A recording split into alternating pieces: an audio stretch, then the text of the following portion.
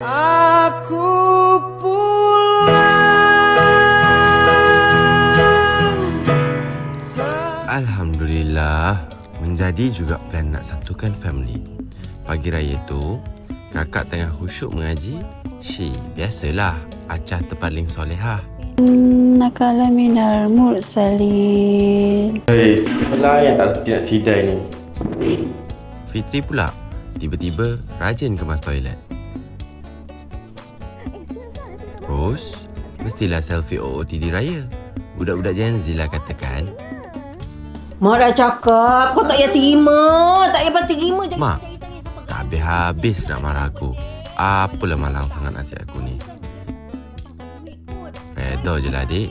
Melawan Kang masuk neraka. Dah halung je yang adanya. Kakak mana, Ros? Oh, si Fitri kita nak mula beraya dah ni.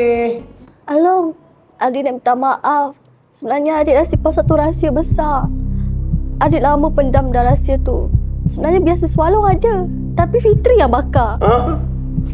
Fitri?